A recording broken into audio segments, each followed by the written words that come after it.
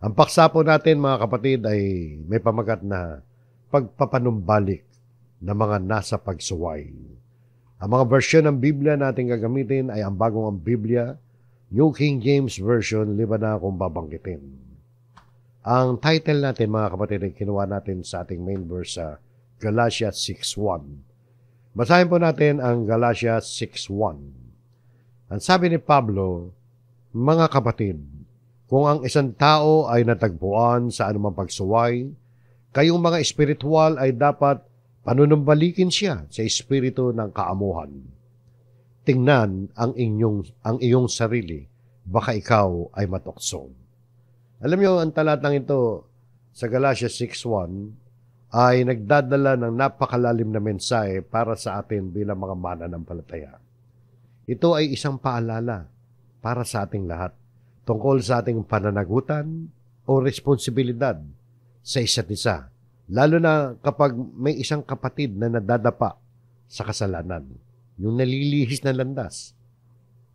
Hindi ito isang paalala para hatulan natin ang kapatid na ganon o husgahan natin, kundi isang panawagan ito upang tayo magmalasakit at magpanumbalik sa ating kapatid, sa ating kapwa, sa tamang landas. Pagbulayin po natin mga kapatid ang tatlong mahalagang aspeto ng talatang ito. May tatlong mahalagang aspeto yan. Number 1 ay ang tungkol sa pagpapanumbalik. Restoration yan. At ang number 2, ang tungkol doon sa ang espiritu ng kaamuhan. At ang number 3, ang babala na mag-ingat tayo sa ating sarili. Ibig sabihin, ingatan natin ang ating sarili. Mukhang gano'n natin dapat yan. So, himayin natin ang Galatians 6:1. Ang unang mga salita sa ating main verse ay nakalagay, mga kapatid. Di ba? Kaya natin dinidiin yan para ipakita sa atin na si Pablo, inaddress yan para sa lahat ng mga mananampalataya. Ang sulat nito ay sulat para sa mga taga-Galacia. Bakit importante na mabanggit yun? Importante mabanggit yun dahil sino ba mga mananampalataya yan? Mga mananampalataya na kasama sa local church. Dito naman ay particular sa local church ng Galacia. Importante na nababanggit natin ang local church para makita natin saan ba natin i-implement to. Hindi naman natin ma-implement yan na worldwide. Hindi naman natin kilala yung iba eh. Hindi naman natin ma-i-implement yan sa universal church. Sa local church ang implementasyon yan, ang aksyon, mga kapatid. Karamihan ng mga sulat dito, mga instruction sa mga churches, may apply natin yan sa kapatiran na kinabibilangan natin. Huwag na kayong maghanap ng ibang kapatiran. Diyan na lang kung saan kayo. Kung saan kayo nandoon, i-apply ninyo ito, mga kapatid. Naka-address yan, mga kapatid, sa mga kapatid na nandun sa isang lugar, particular sa Galacia. Pero siyempre, masasabi natin na inaangkop natin yan sa panahon natin ngayon. Siyempre, wala tayo sa Galacia, nasan tayo? E di kung nasan ang local church mo, mga kapatid. So lahat tayo na magkakapatid sa pananampalataya sa isang iglesia lokal ay inaatasan na tungkol yan tungkol sa pagpapanumbalik ng mga nasa pagsuway. Inaatasan tayo na magkaroon tayo ng pagmamalasakit sa kapatiran na kung merong naliligaw, magtulong-tulong tayo na papanumbalikin siya. So, isa-isa natin yan. Diniin lang natin yan para makita nyo, mga kapatid, lahat tayo. Tungkulin yan hindi lamang ng mga pastor o ng mga elders, tungkulin nating lahat yan. Kung ikaw ay Kristiyano, at kung Kristiyano ka, dapat meron kang kinabibilangan na local church. Hindi ka naman po pwede nag-iisa Hindi pwede nag-iisa ka. Bagamat ang church, hindi naman yan ang nakapagliligtas. Pero yun ang disenyo ng Diyos. Lahat ng mga naililigtas, inilalagay niya sa local church. Kaya, di ba, nagkaroon tayo ng lesson tungkol dyan. So, yun, nililinaw lang po natin to. Kaya dito, mga kapatid, involved kayo. Hindi lamang ako na nagtuturo, pati kayo na nakikinig. Kung ikaw ay Kristiyano, involve ka rito. At tingnan mo kung paano may implemento, may tutupad sa buhay mo, kapatid. Sa buhay natin lahat. Ano ang instruction dito? Kung ang isang tao, ang sabi rito, ay natagpuan sa anumang pagsuway, kayong mga espiritual ay dapat panunumbalikin siya. Nakita niya, no? Panawagan yan, di ba? Panawagan ng Diyos siya, kahit si Pablo ang sumulat yan. Na tayo ay maging instrumento, maging kasangkapan ng Diyos para sa kanyang biyaya. Kapag ang isang kapatid, actually, hindi naman particular na nakalimit lamang ito sa isang kapatid eh. Kung pipigain natin mabuti. Hindi lang kapatid sa pananampalataya yan, sapagkat ang sabi dyan kung ang isang tao, pag sinabing tao, kapatid lang ba ang tao? Kapwa yan, di ba? Kapwa, tao natin. So, kasama yung hindi mananampalataya. Yung mga kaibigan natin, kamag-anak natin, mga kakilala natin, yung mga nakapaligid sa atin. Huwag nyo nang hanapin yung mga malalayo na hindi nyo na kayang abutin. Yun, dito lang tayo. No? Kung ang isang tao, isipin nyo, kahit hindi mananampalataya, kapag natagpuan natin ang ating kapwa na na nasa anumang pagsuway. Kung ibig sabihin ay namumuhay sa kasalanan, pagsuway. Pagsuway saan yan? Sa utos ng Diyos, di ba? Namumuhay sa kasalanan. May kilala ba kayo namumuhay sa kasalanan? O ikaw kapatid, namumuhay ka sa kasalanan? Dapat hindi, di ba? Lahat tayo nagkakasala, pero iba yung namumuhay ka sa pagsuway. Di ba? At sabi rito, kapag natagpuan natin ang ating kapwa sa anumang pagsuway, ang sabi, dapat panunumbalikin siya. Ibig sabihin, sa halip na pagchismisan natin, yung masamang kalagayan ng kapatid, yung masamang ginagawa niya, abay, magtulong-tulong tayo na panumbalikin siya. Ibig sabihin, i-restore siya sa magandang kalagayan. Kung siya'y kapatid, i-restore natin na maging masipag na kapatid muli. So dito nakita natin mga kapatid, panunumbalikin. Sa English nga ay restore. Ibalik natin siya, tulungan natin siya makaahon mula sa pagsuway at makapagbalik loob sa Panginoon Diyos.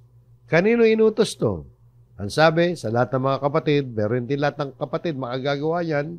Kaya sabi ni Pablo, kayong mga espiritual.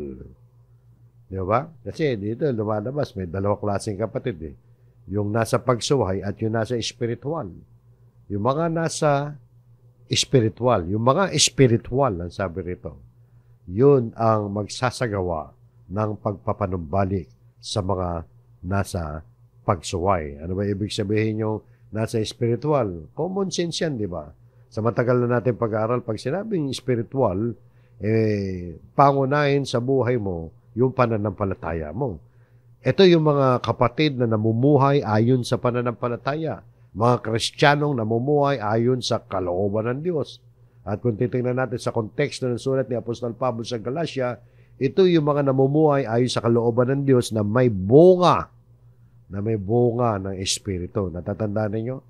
Nadaanan natin yung tungkol sa bunga ng Espiritu na nakaraan, pati yung mga hilig ng laman. Alam nyo, chapter 6 to, no? Itong pinag-aaralan natin ngayon. At tayo nasa unang talata. No? Yung mga naunang talata dito, ibig sabihin, yung sa chapter 5, yung huling bahagi ng chapter 5, nadaanan natin yan noong nakaraan. Papaalala ko lang sa inyo. So, may kaugnayan to ron. Doon tinukoy ni Pablo. Hindi nga lang niya nabanggit yung termino na pagsuway at yung termino na mga espiritual. Pero ang nabanggit niya, yung mga hilig ng laman, nabanggit niya, kung natatandaan niyo, yan yung mga gawa ng laman at nabanggit din niya yung bunga ng espiritu. May kaugnayan yan, tuloy-tuloy lang yan Chapter 5 yan, no? Hanggang verse 21, hanggang verse 23, 2 talata, 3 talata na lang, pasok na doon sa chapter 6 na pinag-aaralan natin ngayon.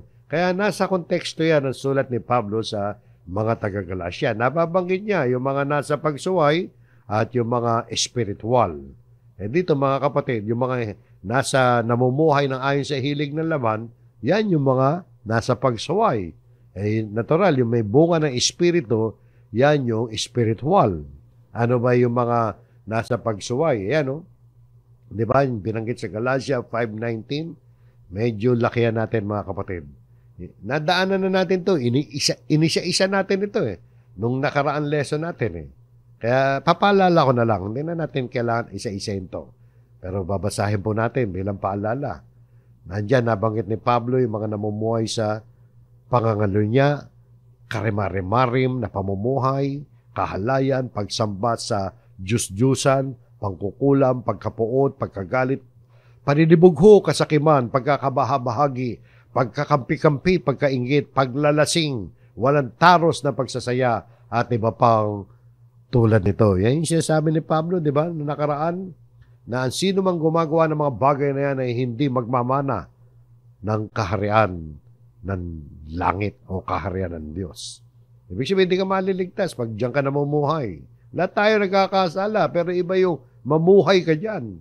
Pag namuhay ka dyan, wala ka ng intensyon na umalis Kung may intensyon ka mang umalis, katulad ng plano na lang ng iba Anong plano ng iba someday magbabago rin ako. Gawin mo na ngayon yan.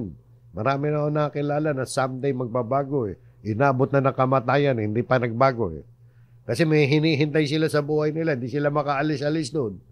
Kasi sarap na sarap sa paggawa ng kasalanan Iba yung namumuhay. Tayo lahat nagkakasala. Ako nagkakasala. Ikaw nagkakasala.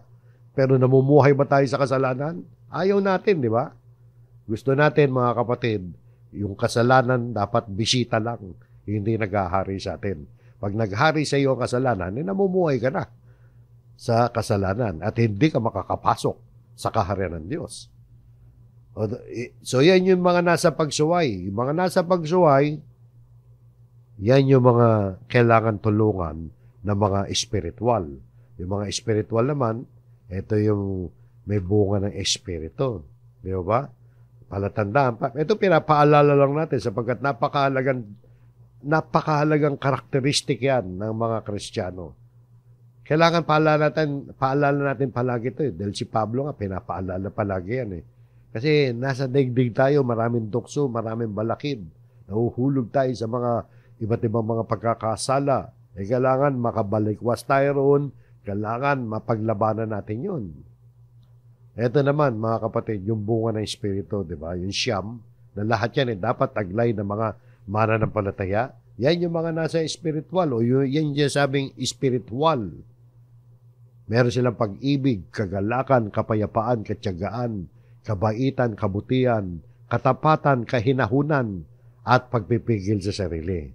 Inisa-isa din natin yan nung last meeting natin. Sa mga hindi nakadalo, tingnan nyo na lang niya, backward nyo. Pag inisa-isa ko pa ulit yan, nahahaba tayo, mga kapatid. So, yung mga nasa espiritual, sabi ni Pablo, yung nasa ganyang kalagayan, nararapat na ating tulungan yung mga nasa pagsuway, na makaahon sila doon, makaalis sila sa kanilang masamang kalagayan. Dahil ang tungo nun, kamatayan Napag-aralan natin yun, di ba? Delikado, mapanganib Kapag ang isang tao hindi nakaalis sa pagsuway, nabumbuhay niya, yun na lang ang ginawa niya. Wala na siyang intention at kung may intention man, hindi siya nakapagdidesisyon na umalis. Kadalasan ganun Minsan, kinamamatayan na nga Yun ang nakakatakot at nakalulungkot doon. So, ang bilin sa atin ay maging kasangkapan tayo sa pagpapanumbalik. So, isang seryosong bagay ito, mga kapatid. Seryoso, di ba? Dahil talagang kapag hindi ka nakaahon dyan sa pagsuway, mapapahama ka. Dapat ipakita at ipadama natin ang ating pag-ibig at pagmamalasakit sa ating kapwa na naliligaw na landas. So, yun ang importante, di ba? Ibigin natin ang ating kapwa na gaya ng pag-ibig natin sa ating sarili. Yun ang second great commandment, di ba? Ano ba gusto natin sa ating sarili? Maligtas, di ba? Maligtas, makapagbago para maligtas tayo. O ganun ang pag-ibig sa kapwa. Nais natin na maligtas din natin ang ating kapwa. Kaya yan po mga kapatid, ang unang aspeto ng talatang yan. Tungkol yan sa pagpapanumbalik. Kapag ang isang tao, nakita natin na tagpuan sa anumang pagsuway, kayong mga espiritual ay dapat panunumbalikin siya. Ang isa pang katotohanan dito mga kapatid, na dapat nating makita bilang mga Kristiyano. Tingnan nyo. Ngayon, masigla ka. What if? Sana wag mangyari. Pero minsan nangyayari yun eh. Minsan may mga ganun eh. Masigla sa pananampalataya ngayon, masigla sa spiritual, pero sa iba't ibang kadahilanan, nanlamig. Ang unang-unang nagiging dahilan niya kung bakit nanlalamig ang isang Kristiyano sa kanyang spiritual na pamumuhay kapag dumalang na ang pagdalo sa pagtitipon, unti-unti ka nang lalamunin na sistema ng sanlibutan ito. Ganun talaga yun, mga kapatid. Pag hindi ka na nakinig ng salita ng Diyos, nandiyan ang buhay natin eh. Di ba? Ang salita ng Diyos, diyan tayo nabubuhay. Hindi tayo nabubuhay sa tilapay lamang, kundi sa bawat salitang lumalabas sa bibig ng Panginoon. Ngayon, ang isang katotohanan na dapat nating makita, kapag tayo, halimbawa at sana wag nga mangyari, kapag tayo naman, kung nagkataon dumating sa ating buhay na tayo naman ang siyang nasa pagsuway, abay, wag po kayo magtataka. Halimbawa, nanlamig ka, o kaya kung ano-ano na ginawa mo sa buhay mo, lalo na mananampalataya ka, huwag ka magtaka, ni huwag kang ma-offend. Kung may isang kapatid o ilang kapatid na magpapaalala sa iyo para maibalik ka sa magandang pamumuhay. Dahil namumuhay ka na ng hindi nararapat eh. Nakita nyo, mga kapatid, utos yan eh. Kaya, halimbawa, dinalaw ka ng pastor. Kahit hindi pastor, kahit ordinaryong kapatid na walang posisyon. Dahil ang utos na yan ay para sa lahat. Dahil malamig ka o kaya nagwawala ka na sa buhay, pinaalala na ka, huwag ka magagalit sapagkat yung kapatid na yun ay nagmamalasakit sa iyo, umiibig sa iyo at ginagampanan lamang niya ang kanyang tungkulin. Habang maliwanag pa ang isip nyo ngayon, isipin nyo yan. Kapag dumating ang araw, pinaalalahanan ka sa masama mong pamumuhay, sabi, pakinggan mo. So, meron kasing tawag na pagpapanumbalik. Gaya ng napag-aralan natin dyan sa talatang yan. Di ba ba? So, malaking bahagi tungkol sa pagpapanumbalik. Ang ikalawa naman, mga kapatid, ay ang espiritu ng kaamuhan. Kaparaso lang to mga kapatid. Dahil may kukunti lang din ang pagkakabanggit. Ano ba ang importansya nito? Ang espiritu ng kaamuhan. Yan yung tinatawag sa English na spirit of gentleness. Di ba ba? Sabi dyan, no, espiritu ng kaamuhan. Sabi, kung ang isang tao ay natagpuan sa anumang pagsuway, teka. Kung tayo natagpuan sa anumang pagsuway, kayong mga espiritual ay dapat panunumbalikin siya sa espiritu ng kaamuhan. Ano ibig sabihin yan? No, pare-pare naman tayo Tagalog, mga kapatid eh. Pero hindi ko nakatsa pa agad yan, una ka mabasa. Pero nung mapansin ko sa English, in a spirit of gentleness. Kasi napagkamalang ko yan eh, na dahil sabi, dapat panunumbalikin siya sa espiritu ng kaamuhan. Na inisip ko, na sa espiritu ng kaamuhan, dyan natin dadalhin yung kapatid na o yung tao, kapwa natin na nasa anumang pagsuway. Hindi pala lugar yan o dako o kalagayan na dyan natin dadalhin. Yan pala mga kapatid ay tumutukoy sa paraan. Sa paraan na kung paano natin panunumbalikin yung kapwa natin na nasa pagsuway. Paraan ho yan mga kapatid. Kaya ang sabi sa English, in a spirit of gentleness. Hindi naman sinabi na restore such a one To the Spirit. To. Di ba? Magkaiba yung to tsaka in, di ba? Yung in parang, yan yung, dito sa context nito, yan yung paraan kung paano mo panunumbalikin siya. Kailangan meron kang taglay natin ng spirit of gentleness. Ano katunayan? Kahit tingnan nyo sa iba't ibang version. Tagalog, halimbawa sa Revised Tagalog Popular Version, tingnan nyo yung pagkakabanggit, no? In a spirit of gentleness, gawin ninyo iyon ng mahinahon. Mahinahon daw. At sa nauna pang Tagalog Popular Version, pareho Popular Version to, ito yung first edition, gawin ninyo ito ng buong hinahon. Kaya nga, in a spirit of gentleness. So, ganun pala mga kapatid. Simple lang po yan. Kapag isinakatuparan natin ang ating tungkulin, nakita natin, nasa masamang pamumuhay ang isang tao, yung kakilala natin, lalo na kapatid natin sa pananampalataya, abay tayong spiritual, ano ba spiritual? Sabi dyan, no? Tayong mga pinapatnubayan ng espiritu. Tayo may mga bunga ng espiritu, masiglan sa pananampalataya, abay akahin natin sila pabalik.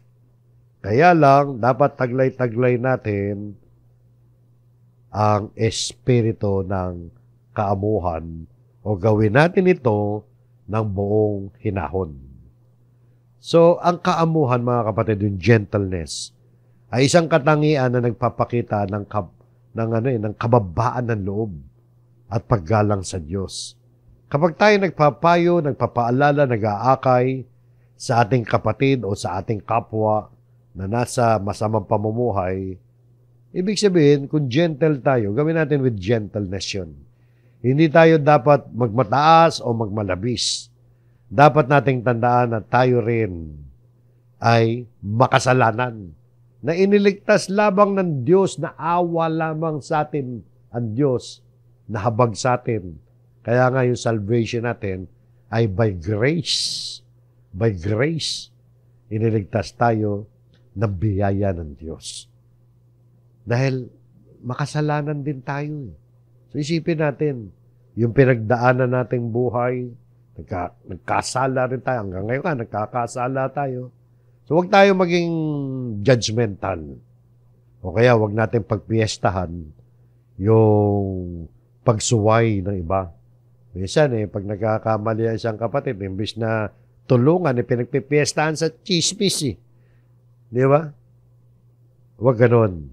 Kundi magtulong-tulong tayo ng may buong hinahon na kaya natin sila pabalik.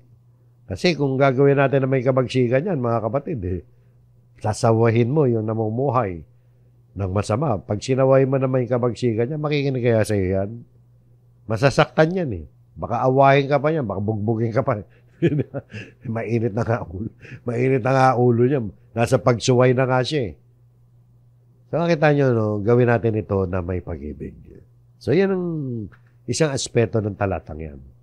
Yung pagpapanumbalik sa mga nasa pagsuway, gawin natin yan. Tataglay natin ang espiritu ng kaamuhan. Be gentle. Diba? At ang ikatlong bahagi, mga kapatid, ay ang babala naman, warning, na mag-ingat tayo. Pag-ingatan natin ang ating sarili. Ang babala na mag-ingat tayo sa ating sarili. Kasi sabi rito, tingnan ninyo, o tingnan ang iyong sarili. So, ano ibig sabihin tingnan? Considering, sa English, considering yourself, lest you also be tempted. Tingnan ang iyong sarili, baka ikaw ay matukso. Ibig sabihin, alalay ka sa sarili mo. Baka sa paglapit mo doon sa namumuhay sa pagsuway, imbis na siya maakay mo, ay ikaw naman na maakay, matukso ka. Magiging baliktad ang pangyayari. Imbis na akayan mo siya na maalis sa masamang pamumuhay, abay sinakyan mo pa siya. Ginatungan mo pa ang kanya masamang pamumuhay at nadamay ka pa. Pati ikaw, na-enjoy mo na rin. Di ba?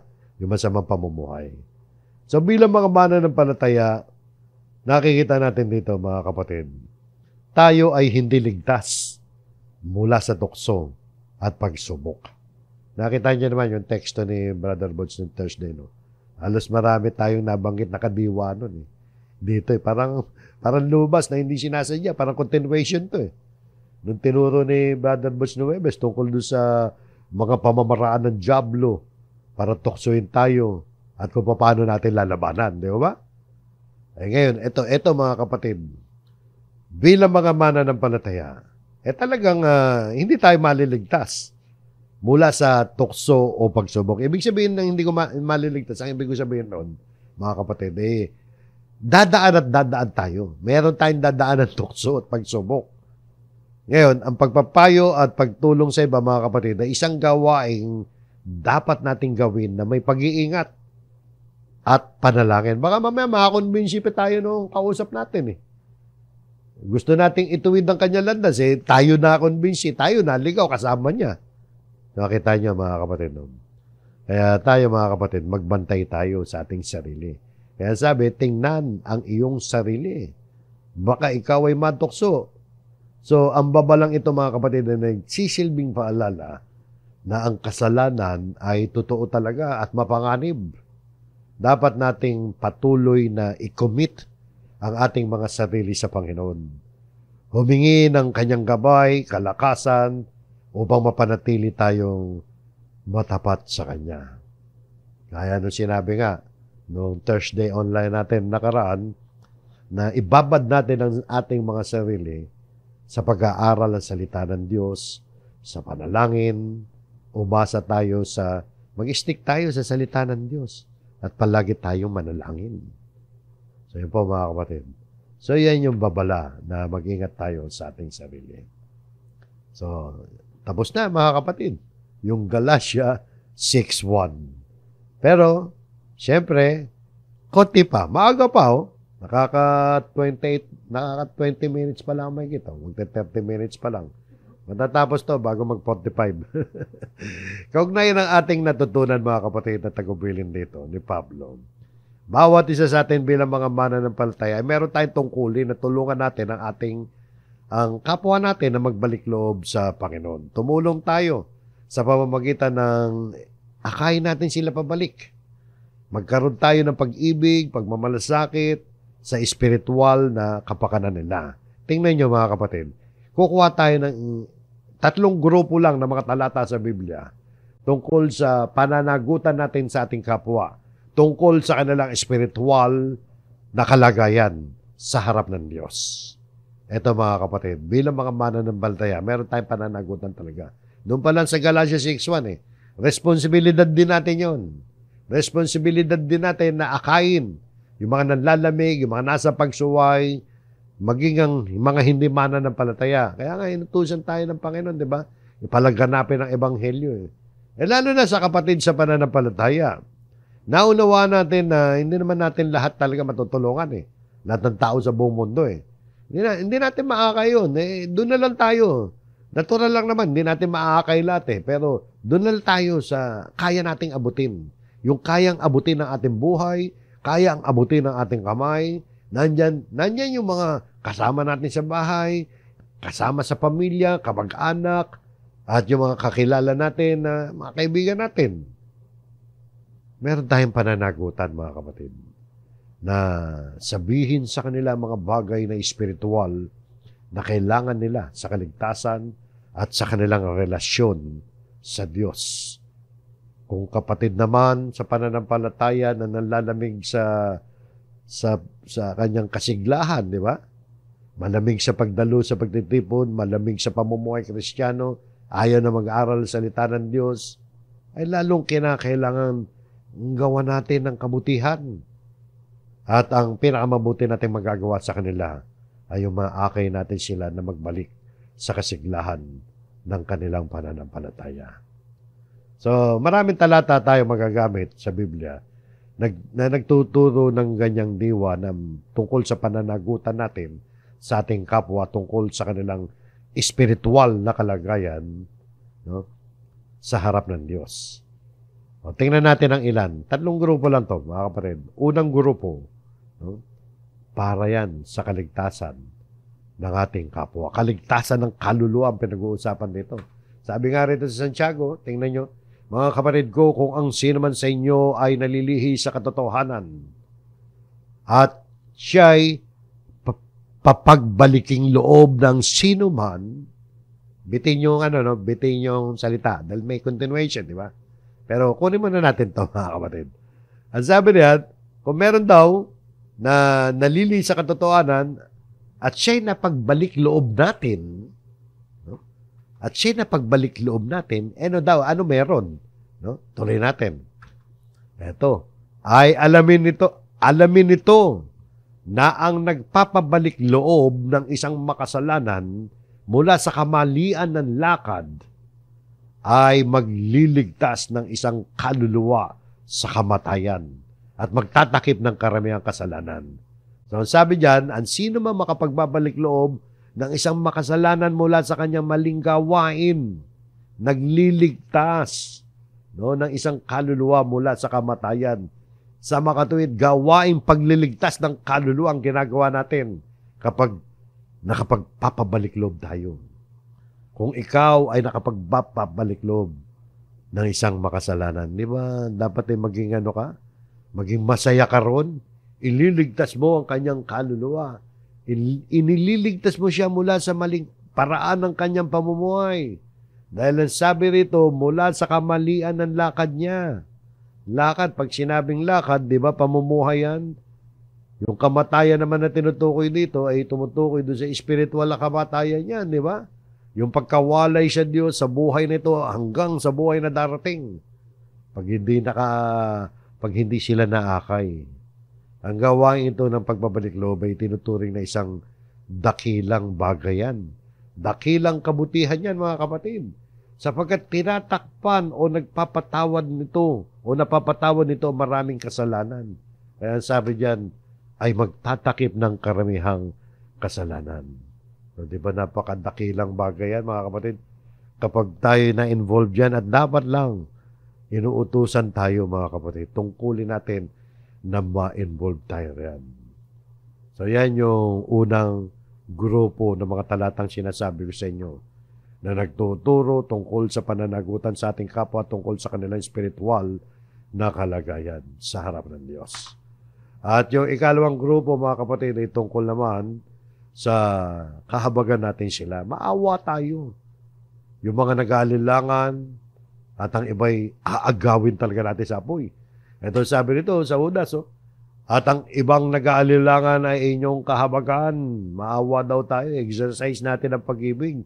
Alam niyo, pag walang awa, hindi pwedeng awa lang. Awa naman ka.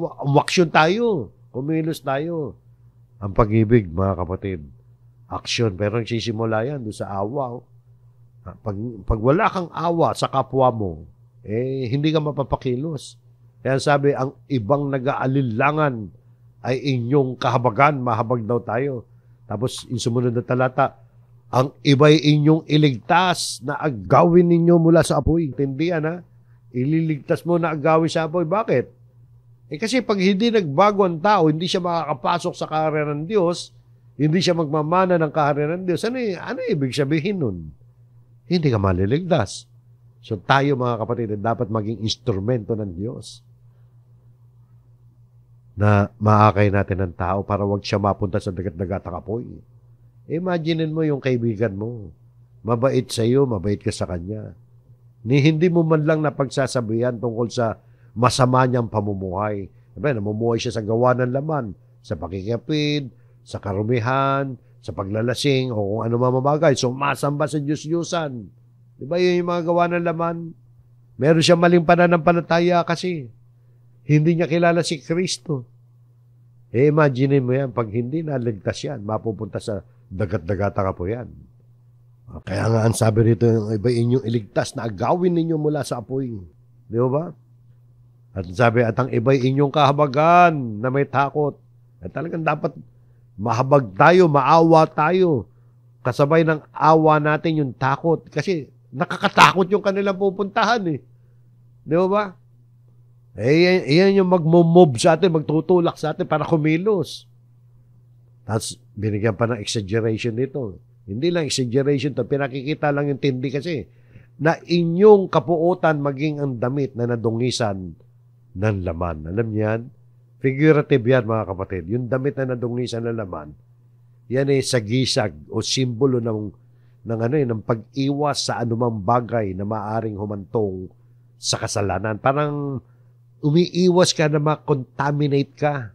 No? Kasi tingnan nyo, mga kapatid, figurative yan, ha? Na inyong kapuotan, hindi mo kapupuotan yung tao na nagkakasala. Kapupuotan mo yung kasalanan. Na inyong kapuotan maging ang damit na nadungisan ng laman. Yung laman dito, yung gawa ng laman. Para bagang yung damit na, ililiteral natin, yung damit ng namatay, halimbawa, namatay sa COVID-19, lalo na ng panahon ng COVID, paano mo i-handle yung damit na kinamatayan na may COVID talaga? O, di ba? Di ba dirin-diri yung mga tao? Sa ospital nga, kung sa bahay mo naganapin, parang ayaw mo ng laban. O siguro, ibababad mo sa alcohol yun, bababad mo sa asido. Di ba? Ina-exaggerate ko lang parang ganun, di ba? Minsan, di ba, may mga damit na nahulog sa imbornal. Halimbawa, pagkuha mong gano'n, siyempre, imbornal yun. Parang ayaw mo nang gamitin, ayaw mo nang labang, gusto mo, diretso na sa basurahan eh. Ano yung pinapakita ron? Diring-diri ka. Ganon mo kadidirihan, hindi yung tao, kundi yung kasalanan, pinakikita lang dyan. So nakita nyo, ganon natin tatratuhin ang kasalanan. Hindi yung nagkasala. Yung nagkasala, ibigin natin. Pag malasakita natin, akahin natin pabalik. So yun mga kapatid. So nakita nyo, mahabag tayo sa mga nag-aalinlangan, tapos yung iba'y agawin natin sa apoy. Yan ang ikalawa. At ang huli mga kapatid, bago tayo magwakas, ay ang mga malalakas, ang malalakas, magtiis sa kahinaan ng mahina. Dito yung mga malalakas, yung mga spiritual eh. Di ba? At ang mga mahina, sila'y nasa pagsuway. Pagtiisan natin, pagpasyensya natin, unawain natin sila. Sa natin nakuha yan, sa Roma 15:1. Kaya tayo malalakas ay nararapat magtiis sa kahinaan na mahihina at hindi upang magbigay lugod sa ating mga sarili. So, hindi yung sarili nating kaligayahan ng iisipin natin, yung sarili natin satisfaction, sarili nating kapakanan, yung ikalulugod, ikapiplease ng ating sarili. Di ba? And not to please ourselves. Sabi. Kundi, tingnan natin yung kapakanan ng mga mahihina. Alalayan natin sila, mahalin natin kahabagan, agawin natin sa apoy. So, ang talatang ito'y tumutukoy sa mga taong mas malakas sa pananampalataya at mas matatag sa spiritual aspeto. Inuutusan tayo, kung ikaw kapatid, malakas ka sa pananampalataya, magpasyensya ka, umunawa ka, tulungan ng mga kahinaan ng kapwa mo. Sa halip na unahin natin ang ating sarili, yung sarili nating kaginhawaan, unahin natin yung kapwa natin. Kawawa sila, mahihina sila eh. Kaya sumunod na talata sabi, huling talata mga kapatid, bawat isa sa atin ay magbigay lugod sa kanyang kapwa para sa kanyang kabutihan tungo sa ikatitibay niyan. Bakit tayo magbibigay lugod sa ating kapwa? Para sa kanyang kabutihan. Ano ba pinakamabuting magagawa natin sa kapwa natin? Di iligtas natin siya. O kaya kung siya ay kapatid na nasa pagsuway, akahin natin pabalik. At kung siya ay marupok, tulungan natin siyang tumibay. Di ba? So yan mga kapatid, yung mga pananagutan natin sa ating kapwa tungkol sa kanilang espiritual na kalagayan sa harap ng Diyos. So yun po mga kapatid ng ilan lamang. Marami sa Biblia, haba tayo. Time limit tayo rito palagi. So yun po mga kapatid. Pero bago tayo mag-iwalay, ang tagubilin lang sa atin mga kapatid, naway yun ang pag-aralan natin. Huwag natin kakalimutan. Pagbulay-bulayin natin ito sa araw-araw ng buhay natin. Maraming challenges, maraming hamon sa atin. Maging tunay tayong espiritual sa harap ng mga hamon sa buhay. Magpakatibay tayo sa pananampalataya natin. Hindi lamang, mga kapatid, sa pamamagitan ng pagtutuwid sa ating kapwa ang gagawin natin. At habang ginagawa natin yan, mga kapatid, ay gawin natin yan sa paraan. Huwag natin kakalimutan. Sa paraan na may kaamuhan with gentleness at kababaang loob. Pag-ibig nga di ba? Para hindi natin sila na itataboy. Ito'y nangangahulugan na pagtulong na may malasakit talaga. Pagmamahal, dibdibin natin. I-internalize natin sa ating mga puso at isipan na kailangan tulungan ko itong taong to. Unawain ko siya sa kanyang mga pagkukulang, sa kanyang mga kahinaan. Kailangan akahin ko siya na maging matatag sa pananampalataya. Tandaan natin na tayo, mga kapatid, ay tagapagdala ng biyaya ng Diyos sa ating kapwa. Nabiyayaan tayo ng Diyos ng kaligtasan. Nabiyayaan tayo ng kabutihan ng Diyos. Huwag tayo maging judgmental. Huwag tayo maging mapagmataas. Kundi magpakita tayo ng malasakit, mahinahong gabay, at pagtutuwid sa mga naligaw. Kaya, paalala rin muli, mga kapatid. Isang mahalagang tagubilin din. Yung sinabi ko kanina, kung ikaw naman ang nalagay sa panig ng pagsuway, may darating sa iyong kapatid na magpapaalala sa iyo. Pakinggan mo siya. Pakinggan mo siya. Huwag ka magagalit sa kanya. Huwag mo siyang ituturing na istorbo sa buhay. Kung pinapaalalahanan ka ng isang kapatid natin sa pananampalataya. Sapagkat ginagampanan lamang niya ang kanyang tungkulin at ipinadadama lamang niya sa iyo ang pagmamahal kapag inaakay ka niya pabalik sa Panginoon. So hanggang dyan, mga kapatid, ang ating aralin, naway nakinabang tayong lahat yan, napagpala tayo, at gawin natin ito sa buhay po natin. Pagpalain tayo ng Panginoon, tayo po'y muling manalangin.